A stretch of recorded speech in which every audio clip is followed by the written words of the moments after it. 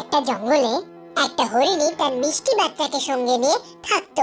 কিন্তু কিছুদিন বাদে হরিণী অসুস্থ হয়ে পড়লো। তখন সে তার সন্তানকে তার ভাইয়ের কাছে পাঠানোর সিদ্ধান্ত নিল, যে পাশের জঙ্গলেই থাকতো। কিন্তু মুশকিলটা হলো এটাই যে জঙ্গলটা খুব ভয়ঙ্কর আর অন্ধকারে ঢাকা। সেখানে সব ধরনের জঙ্গলি পশুরা থাকতো। ওই ছোট্ট হরিণের বাচ্চাটাকে পাশের জঙ্গলে কে নিয়ে যেত? তারপর হরিণী ষাঁড়ের কথা ভাবলো, যে তার বাচ্চার খুব ভালো বন্ধু ছিল। বলো বোন, তুমি এখানে কেন এসেছো? ভাই ষাঁড়, আমি চাই তুমি আমার বাচ্চাকে জঙ্গলের আরেক দিকে নিয়ে যাও, আমার দাদার কাছে। তুমি খুব শক্তিশালী, তুমি এই কাজটা অবশ্যই করতে পারবে। কিন্তু আমি তো আগে কখনো ওখানে যাইনি। প্লিজ ভাই, আমি শুধু তোমাকেই চিনি। আমার মৃত্যুর আগে আমি আমার বাচ্চাকে সুরক্ষিত রেখে যেতে চাই। প্লিজ ভাই।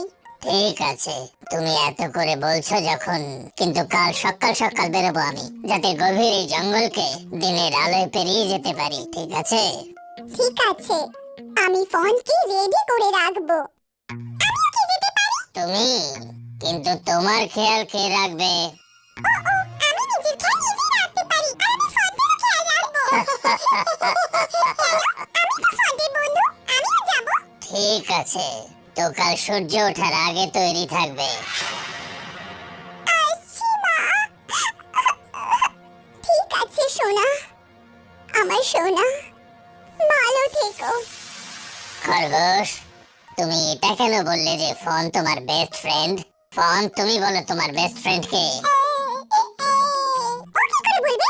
তুমি কি ওই খরগোশের মতন একটা দুর্বল প্রাণীকে বেস্ট ফ্রেন্ড বানাতে চাও? আমি তোমায় সুরক্ষিত রাখতে পারি, আমি তোমায় বাঁচাতেও পারি।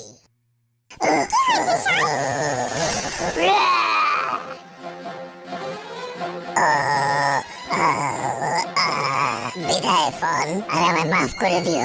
তুমি ভালো থেকো, আর তুমি নিজের খেয়ালটা রেখো।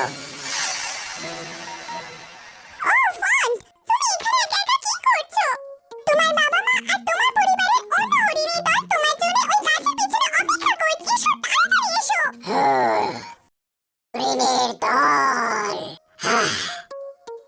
এবার তো মহাভোজ হবে আমার।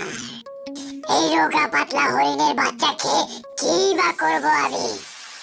ধন্যবাদ খরগোশ, তুমি আমার প্রাণ বাঁচালে। তুমি আমার সবথেকে ভালো বন্ধু।